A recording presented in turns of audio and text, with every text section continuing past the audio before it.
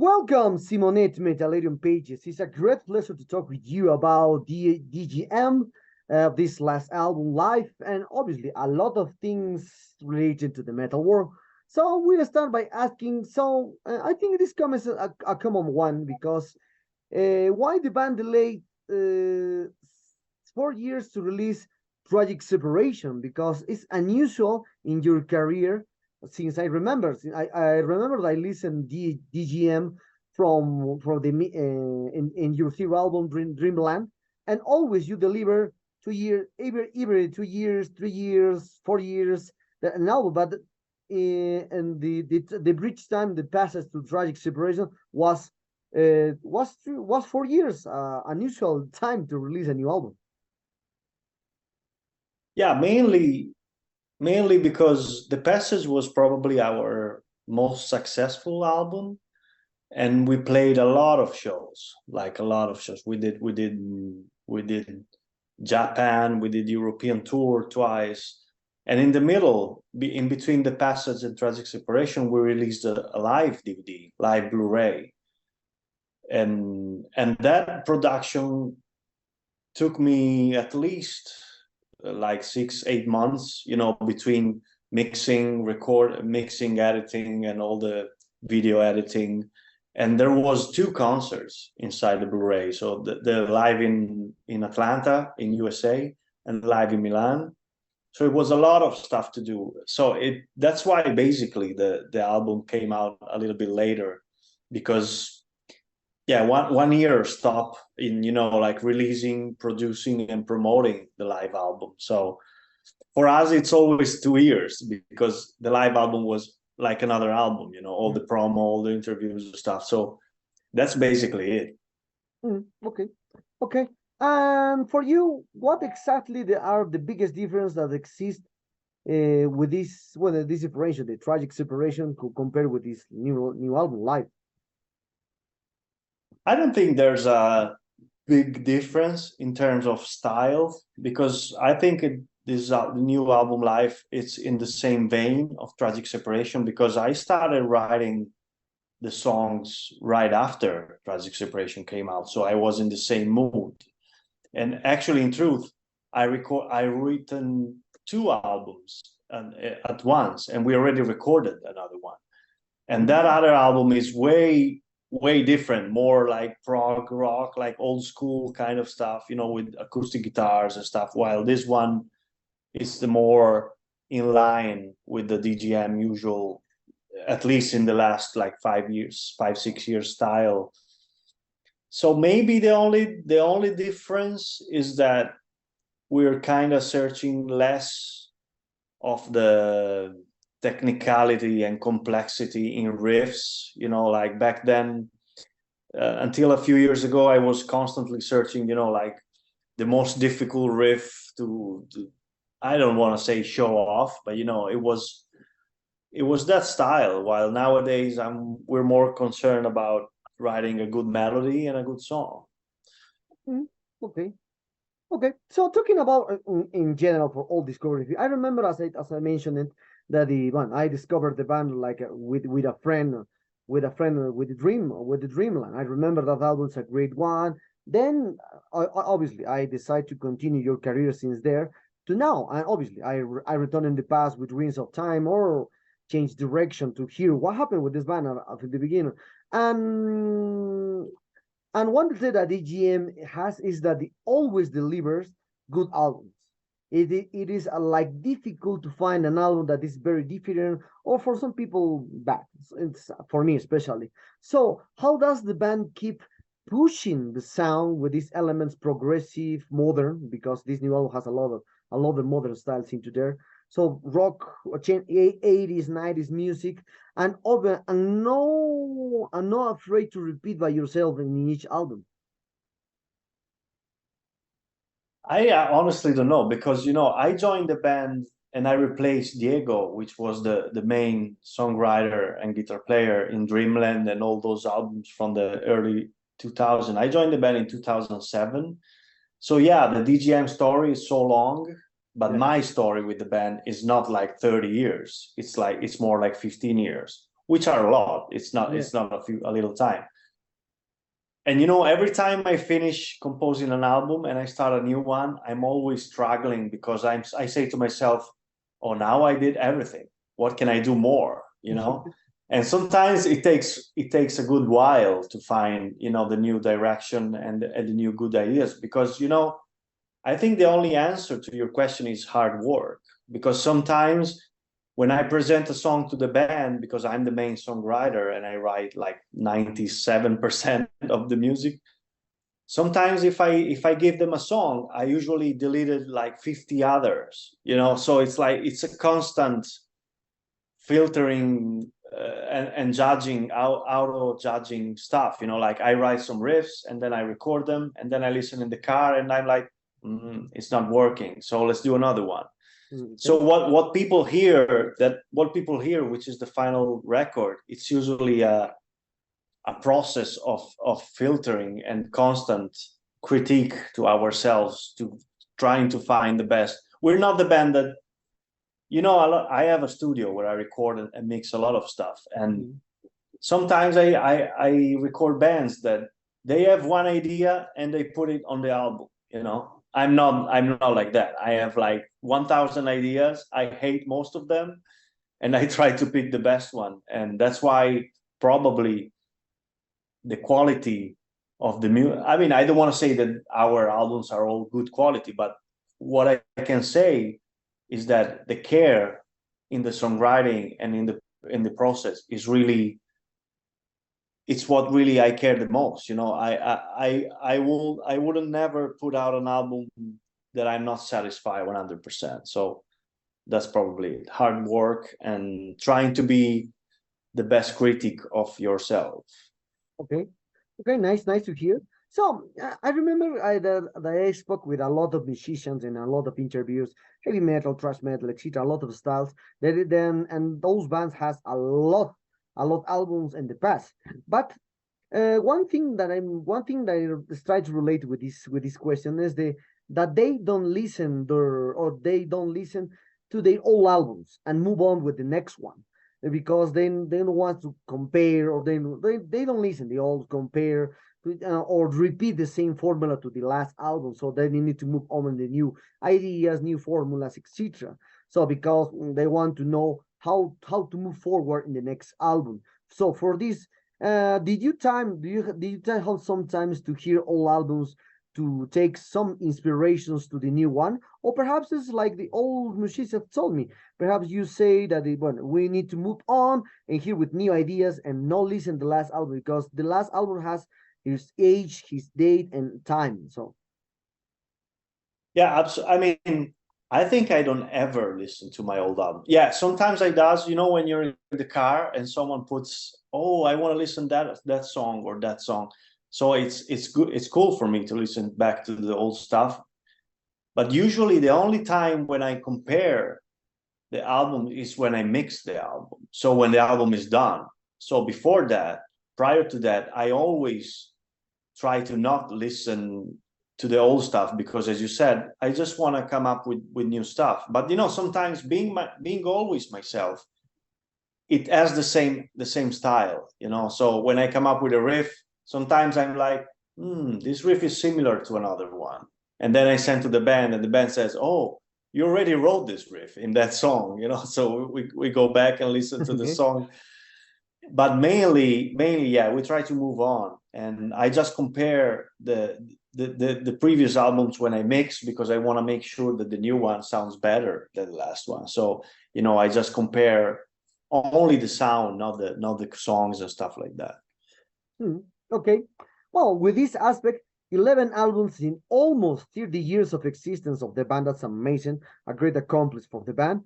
So how do you manage the set list time? Because 11 albums is very difficult to to get accomplished for these different kind of fans. Some fans prefers the first two albums, other albums prefers the different shapes, other fans frames, etc., etc. It's very difficult to get satisfied for a lot of fans with more than 10 albums, 30 years of existence, even if we don't count the EP, the first EP. So a lot of things happen with the discography live. So how do you manage to present the a new tour in the band, are you focused on the new one, or perhaps you will mix everything?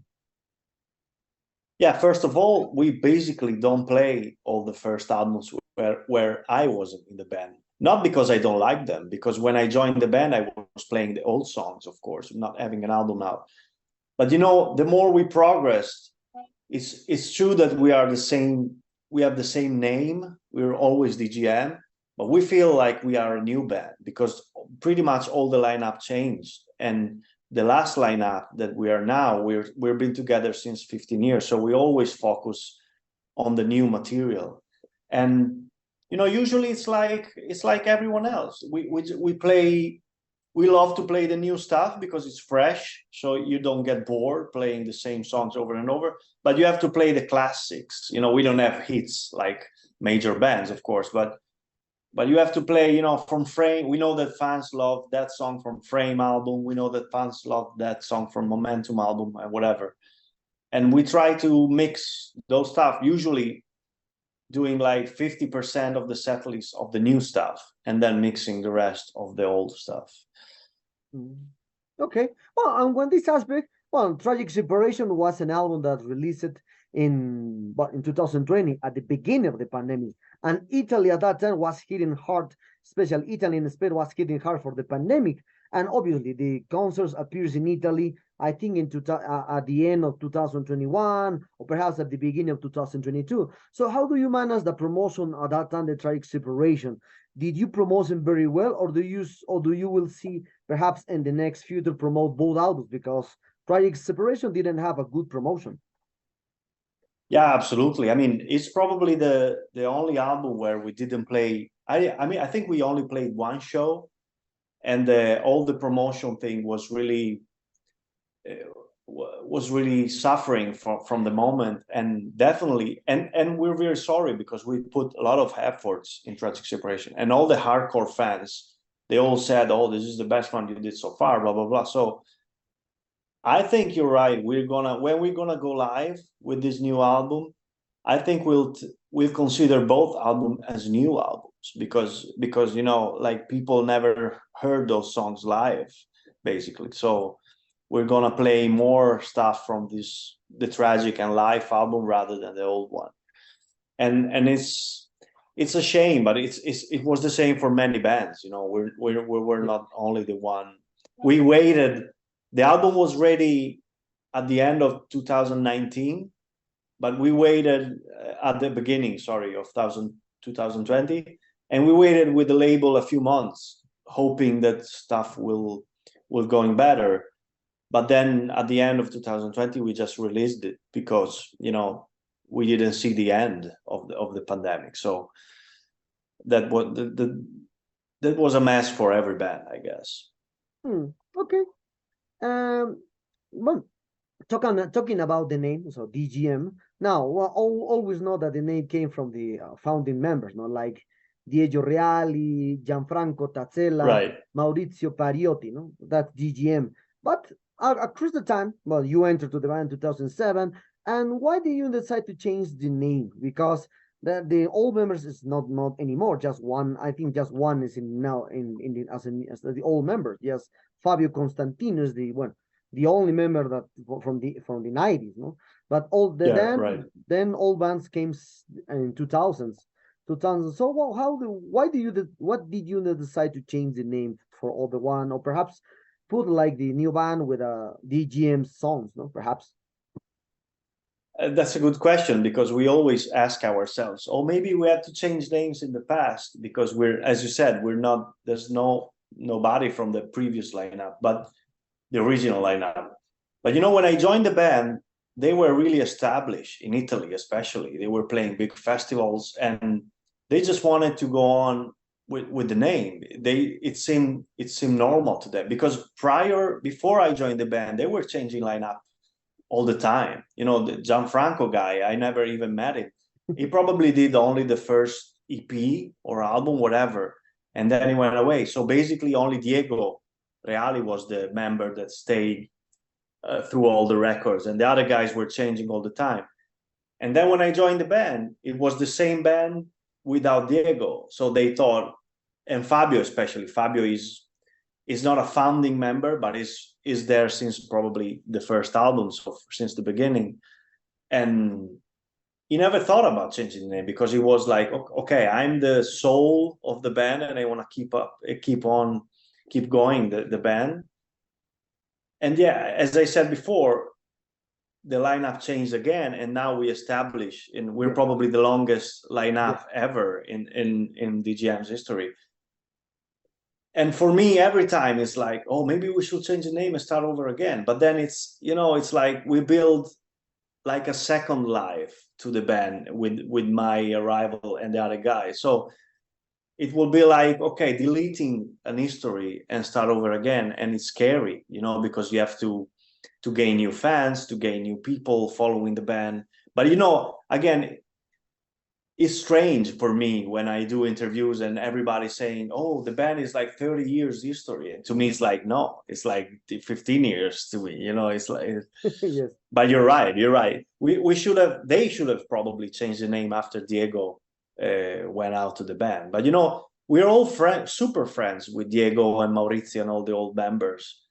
So they never told us, oh, you guys should change name. They really didn't care. They just wanted to move on and do other stuff musically, you know. So it's like, why not?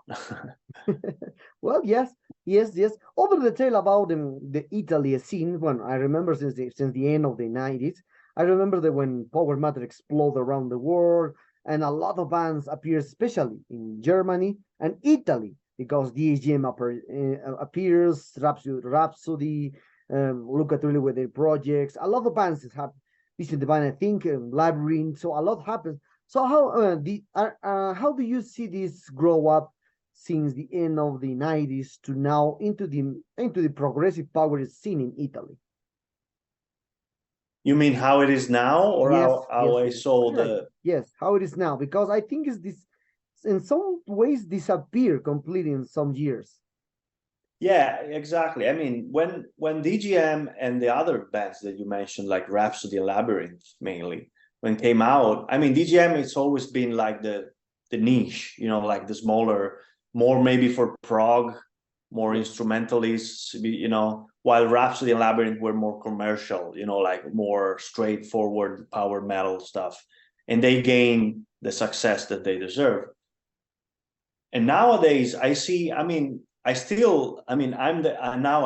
funny because when in 98, 99, I was a kid and I was listening to all these bands, Rhapsody, Labyrinth, and I loved them. And also DGM. And now I'm the producer I did the last Rhapsody album as a producer, and I did the last Labyrinth and Vision Divine.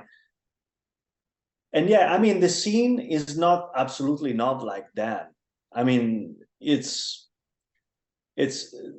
I think those bands are followed by the people that were young then, you know, so myself, like 40 years old, 50 years old guys, while the new generation are following other bands, you know. So it's still big names in the critique, but it's not big in sales or in crowds, in shows. So it's a strange situation because, for example, you have Vision Divine, they are great friends of mine, and they're not as big as they were 20 years ago, but they're not so small. So we're kind of in this middle situation, and DGM are there in the same vein. You know, we're not, everybody knows DGM in Italy, but it's not like this big band that can do like 2,000 people at shows, you know. So it's a strange situation because we're all big names, but we're not big in terms of commercial success. So it's like it's a middle situation, which I really don't understand. Well, yeah. Well, talking about the promotion of this new life, so what kind of promotion do you have in mind to promote this new one? Perhaps you'll embark tours in Europe, perhaps you will embark in Asia. Who knows, more tours, more videos, or perhaps, as you told me, you are already record a new album, perhaps in the release the next year. Who knows? Exactly. Yeah, mainly because we're not playing together as a band since forever, like 2 years, because of the pandemic, because of the new album. So we're still deciding if the option to go in a big tour, or maybe rather do like separate shows, like 3 days in Spain, 3 days in Japan.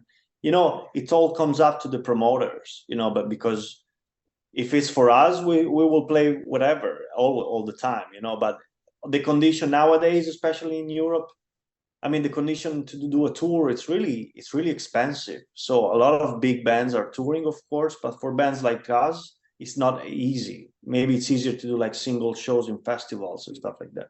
But as I mentioned before, since while we were recording the new album live, we recorded this other new album, which originally I intended to do like a double album, like one side live, the heavy one, and the other side, the more progressive, like mellow. I don't want to say soft because it's not soft music. It's still hard rock, but it's more like, like acoustic guitar sometimes, a little more proggish rather than power. But then it was too much stuff. The label told me, no, it's too much stuff. It's more than 2 hours music. It's too much for a single release. So we just splitted the releases. And yeah, probably the album will be out, I hope, before the summer. And then maybe we can do a tour playing the whole, because the new album will be a concept album. So it will be great to play the whole thing and maybe excerpts from live and Tragic Separation. We still don't know. It's up to probably to the sales of the new album. If people will buy the album or stream a lot, then we will focus more on the promo of the new one, waiting for the next one.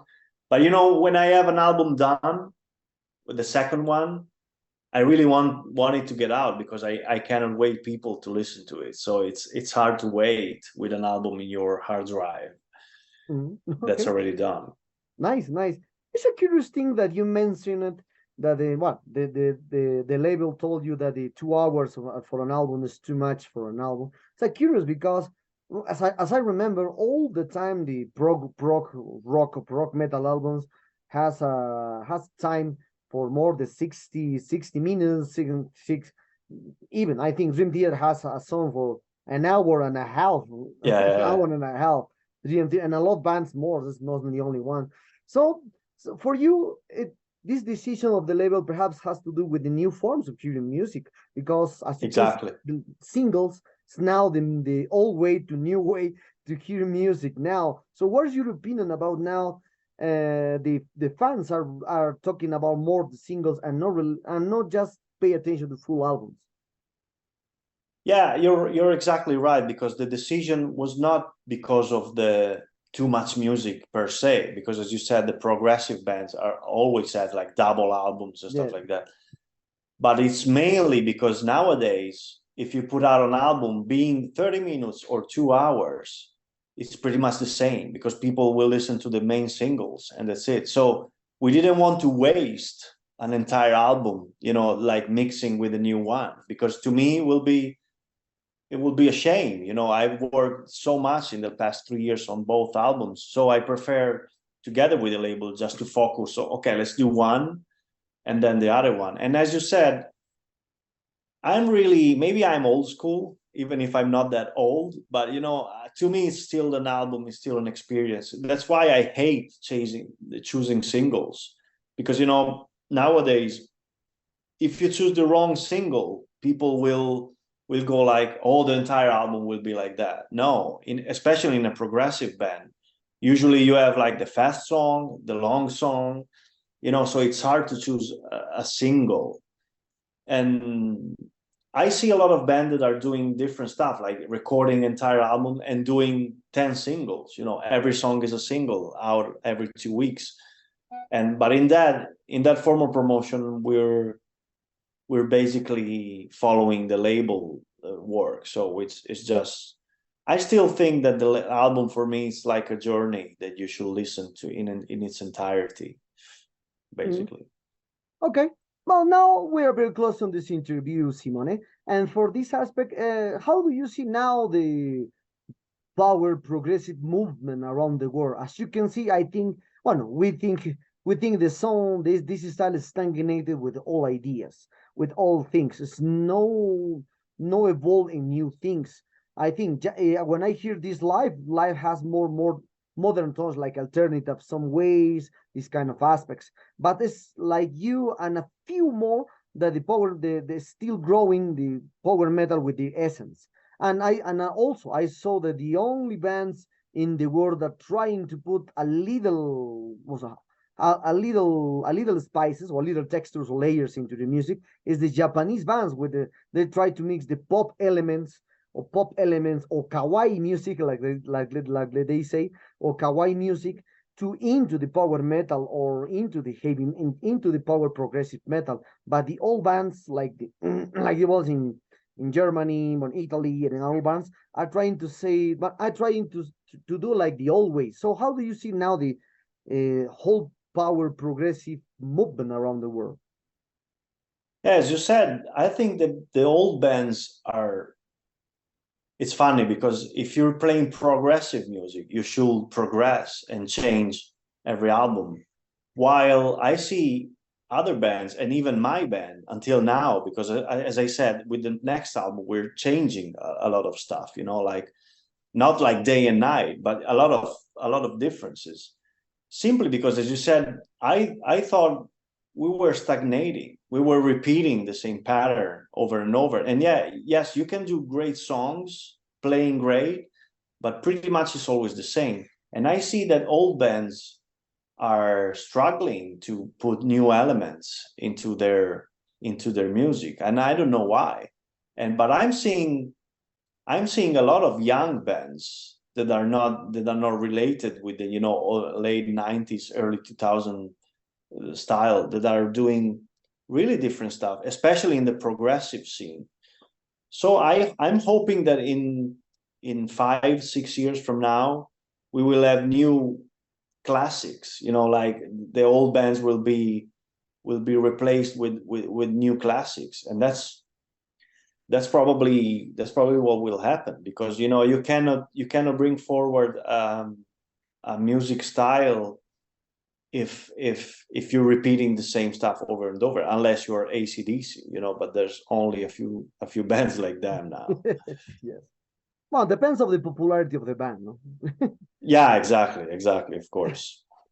Bene Simone, arriviamo al momento triste di Bene. questa intervista. Spero che ti sia spicciato come è picciato a me e ti ringrazio molto per il tuo tempo. Congratulazioni per questo nuovo album, it's muy bueno. Forse hai qualcosa da aggiungere ai tuoi fan latini, ai follower di Metalerium? Yeah, I would love to try in Spanish, but I'm terrible. So no bueno. Mi español es no bueno. And I just really hope to come to play in South America, because that will be a dream. We play North America, we play Japan, we play pretty much everywhere. And I know from the social media that we have a lot of followers. I mean, not a big band, but we have quite a few followers. So I really hope to see you there soon, live, because live is the real essence of the band. And in the meantime, please follow the band and stream the album, buy the album, whatever is necessary to support the band, and looking forward for the next release. And thanks for having me. It was fun.